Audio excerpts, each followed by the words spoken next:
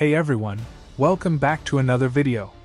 Today, we're diving into the topic of red flags in races. This is coming up because some drivers, especially those who felt they got the short end of the stick at the last Brazil Grand Prix, have been voicing concerns, like the option for a free tire change, for instance. Now, this is one of those things that's been debated for a while.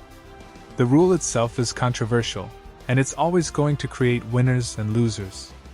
And that's where I want to start today's video, by saying this: every rule that involves stopping the race is going to benefit some and hurt others. Whether it's a red flag, a yellow flag, a safety car, or a virtual safety car, there's always someone who gains and someone who loses out. Think about it. The race just started, and the leader has managed to pull away from the second-place driver by, say, 5 seconds, like Verstappen often did last season. In just a few laps, he'd have that lead built up. Then, a safety car comes in. Now, even if nobody pits, the lead that first place had worked hard to build up is gone, and those in second, third, or even further back now have a shot at catching up. This is a typical scenario with a safety car, which happens all the time. There are some races where you almost expect it to happen. Then we have another situation, the virtual safety car. Here, drivers have to keep to a certain delta, so theoretically, the gap between them doesn't change. Everyone stays about the same distance apart since they're following the same delta. But here's the twist: if you go to the pits during a virtual safety car, it actually helps you, because instead of losing, say, 20 seconds on a normal pit stop, you might only lose 10 seconds compared to the competition. So, you don't fall as far back as usual, stay closer to those ahead, and now, with fresh tires, you have an advantage. So again, some drivers benefit, while others lose out. And when it comes to the red flag situation, which, for example, Lando Norris has complained about, saying it was pure luck, the red flag currently allows drivers to change tires. So, if you're in a dry race and you need to do the mandatory compound swap, you can change from softs to mediums or hards and meet the requirement. You can also fix the front wing if needed, make front-end adjustments, or patch up minor damage on the car. Like, if you've got a bit of damage on the floor, they can slap on some tape. Yeah, they've actually done that in F1, and it can reduce the drag impact. So right now, under the red flag rule, drivers basically get this extended pit stop where they can fix everything without losing track position. But of course, some benefit, and others lose out, like we saw at the Sao Paulo Grand Prix. Lando Norris and those who pitted early were at a disadvantage because their competitors got a free pit stop during the red flag.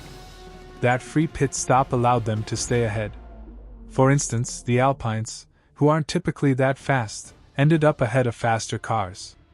This was partly because it was a wet track, which makes passing tougher, no DRS and smaller performance gaps.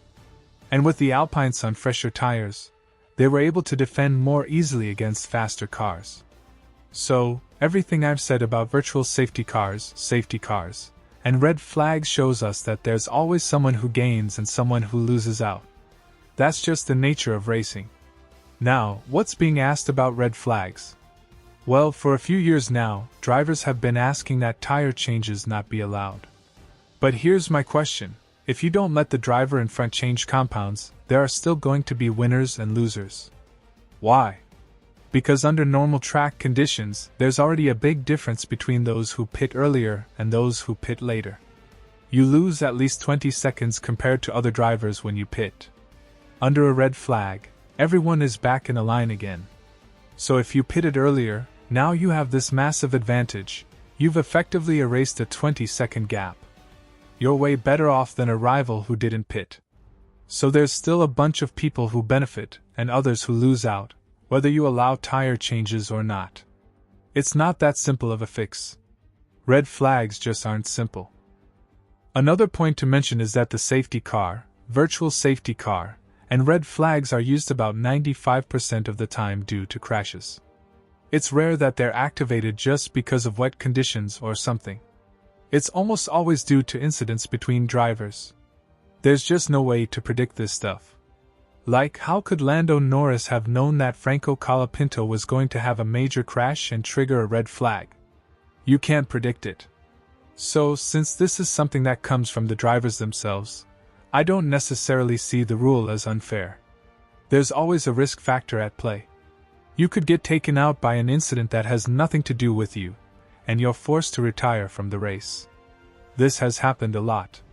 One driver loses control, crashes into another, who then hits someone who had nothing to do with it, and you could say, "Hey, that's unfair." But it's part of racing. It's the risk everyone takes. One last thing to mention is that today's loser could be tomorrow's winner. You can't just complain about a rule because it isn't in your favor this time. I see it a lot with drivers fighting for position. When they're the ones being overtaken, they call out the rules. "Hey, he's running me off the track." But when they're the ones overtaking, they say it's fine. It's the same with fans. Right here on this channel, you see it clearly. I post a video on a move by Norris, saying he shouldn't have been penalized in the US. The following week, I say Verstappen shouldn't have been penalized in Mexico. And what happens? The people defending penalties last week have changed their minds because their favorite driver is now on the winning side. I say this on the channel all the time. Guys, there's no reason to be constantly calling for penalties on overtakes. You like penalties a lot, but it just shows that who benefits and who loses out affects how you see things. So, to me, the rules around the safety car and red flags don't need changing. It's part of the race, part of the flow. There will always be a winner and a loser. I want to know what you think in the comments about this. Do you agree with me?